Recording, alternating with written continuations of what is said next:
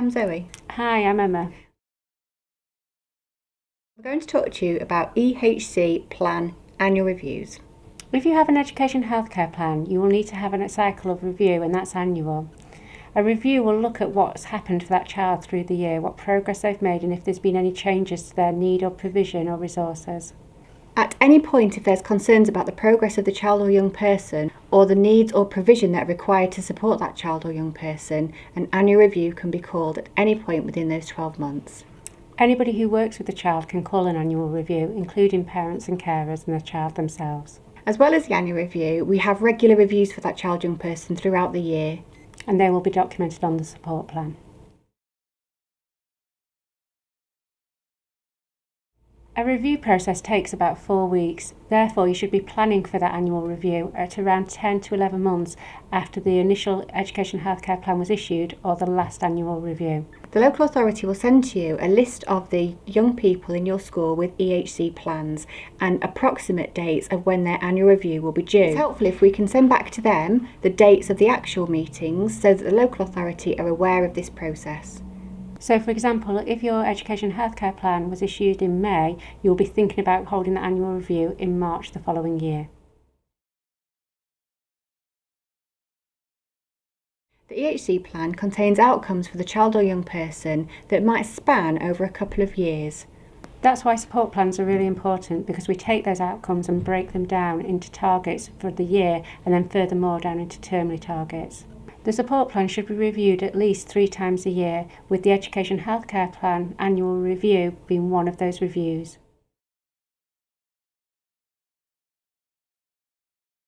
Usually the school will organise the annual review meeting. 2 weeks prior to the meeting date, any updated or relevant documents will be circulated to all the attendees for the meeting.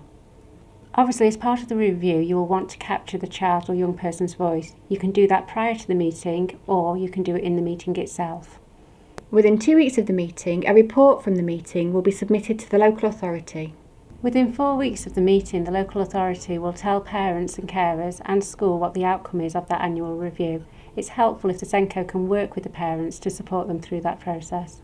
In an ideal world, attendees at the annual review meeting would include a rep from school, the child young person themselves, the parent or carer, and local authority representatives. This could include the educational psychologist, speech therapist, physiotherapist, whoever is actively involved with that child or young person.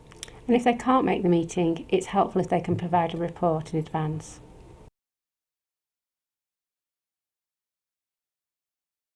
It's important that the child or young person and their parent and carers have the opportunity to contribute towards the annual review.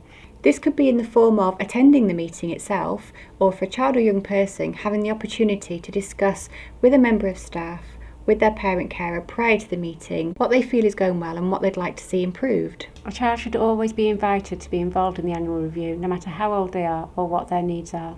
It's crucial that parents and carers are involved in this process as well, as obviously they know their child young person the best.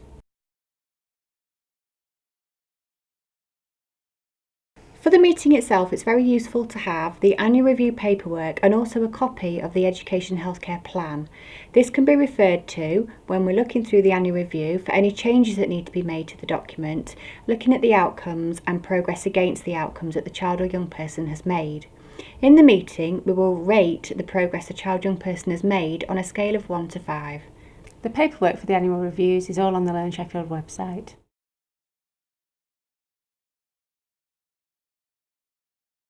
The review should consider what needs to change to help the child achieve their potential. This might be changes in the resources that they access within their school, or it might be a consideration about a change in provision placement. If you as a school feel that you're not meeting a child young person's needs, this is the place it will be documented.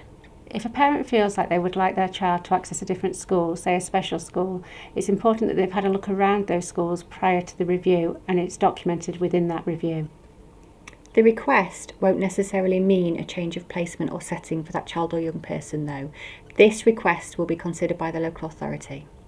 If there's any changes to the child's needs or provision required, these changes should be based in evidence and documented on the annual review form.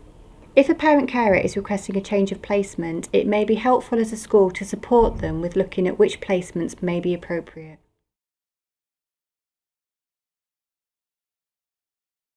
When a young person is in Year 9, an important part of the review is planning for adult life. As part of the conversation around preparation for adulthood, we would consider aspects such as how the young person is going to manage their health, how they're going to participate in community life, what employment opportunities there are for that young person, and how they're going to live an independent life. During the review, a conversation should be held around post-16 in terms of what that looks like for the young person, whether moving on to education, employment or apprenticeship or training.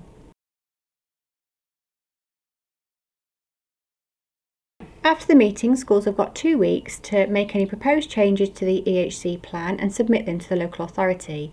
It's helpful if these can be done on a track change basis or amendments made to the EHCP directly so that they can be updated. This paperwork needs to be sent to the local authority within 2 weeks of the meeting. Within 4 weeks of the meeting, the local authority will let us know what they're going to do with the Education Healthcare Plan. They'll either make no changes, they'll make some changes, or they'll propose to cease. The local authority will notify school and parent carers at the same time as to the outcomes from the annual review. If they propose to cease the EHC plan, there'll be further consultations around this. There is more information for SENCOs on annual reviews on the Learn Sheffield website. On there you'll also find some flowcharts and videos that explain the process that can be shared with parents. All of this information is also available on Sheffield's local offer. Thank you for watching.